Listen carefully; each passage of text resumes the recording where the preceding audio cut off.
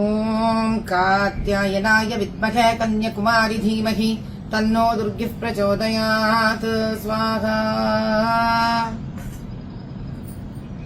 ఇక రాజమౌళి గారు, మీరేదో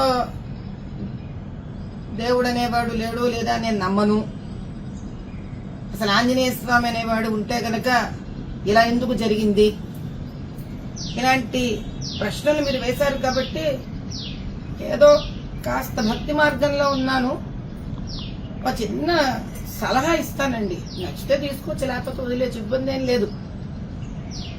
మీరు ఇదివరకు ఇంటర్వ్యూ ఇచ్చారు, మీకు గుర్తుందో లేదో కానీ ప్రజలు కదండి, అందులో ఇది సోషల్ మీడియా ప్రపంచం, ఇక్కడ మనం ఏం చెప్పినా అలా గుద్దినట్టు మిగిలిపోతుంటుంది.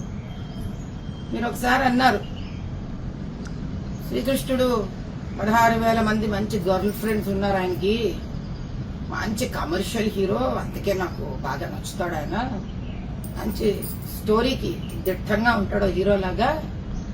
రామచంద్రుడు భలే బోరింగ్, ఎంతసేపు ఒక ఆడ మనిషితోటే ఉంటాడు, పైగా ఏమీ పలకడు, అమ్మా నాన్న మాట వింటాడు, అందుకే నాకు పెద్దగా ఇష్టం ఉండదు, ఆయన కమర్షియల్ హీరో కాదు అన్నాడు.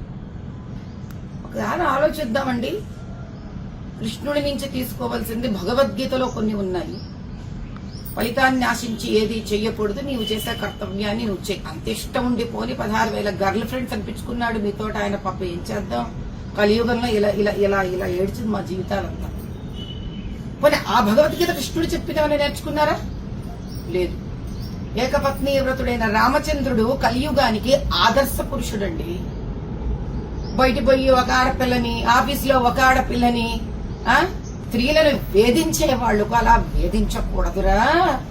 స్త్రీ పూజ్యనీయురాలు. ఏకపత్ని వ్రతంలో ఉండే ఒక గొప్పతనం దానికి ఉంది. తల్లిదండ్రుల మాట వినాలి. మాతృదేవో భవ, పితృదేవో భవ, ఆచార్య దేవో భవ.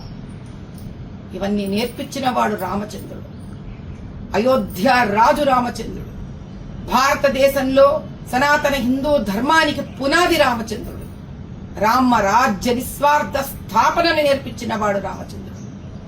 ఇవన్నీ వెళ్లాలంటే భగవద్గీతలోని సారాంశం తెలుసుకోవాలని నేర్పించిన జగద్గురువు కృష్ణ పరమాత్ముడు. ఈ ఇద్దరినీ మీరు అవహేళన చేసినా ఆ భగవంతుళ్ళిద్దరూ మీపై కోపం తెచ్చుకోలేదు. సమయం వచ్చినప్పుడు వాళ్ల భక్తుడు, వాళ్లను గురువుగా దైవంగా ఆరాధించే ఆంజనేయ స్వామి మీకు చక్కటి గుణపాఠం నేర్పించడానికి వస్తున్నారు. జరిగితే డబ్బిచ్చిన దేవుడిని మీరు విస్మరించి ఆ దేవుడిని అడ్డం పెట్టుకొని చేసే వ్యాపారాన్ని గౌరవించకుండా బోరు, ఇష్టం లేదు, ఇలాంటి పదప్రయోగం చేశారు కదా, అందుకు తగిన శాస్తి జవాబు ఆంజనేయ స్వామి ఇస్తాడు. ఎలా పడితే అలా మాట్లాడి సనాతన హిందూ ధర్మానికి మీరేం చేయలేరు.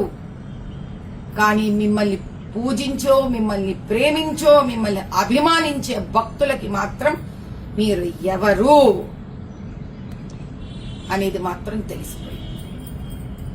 దయచేసి ఇంకొకసారి ఇలా మీరు మాట్లాడరని, భగవంతుడి ఉనికిని తెలుసుకుంటారని ఆ పరమేశ్వరుని ప్రార్థిస్తున్నాను. రాజమౌళి గారు, దయచేసి మీ మాటలను వెనక తీసుకోగలరని ప్రార్థన.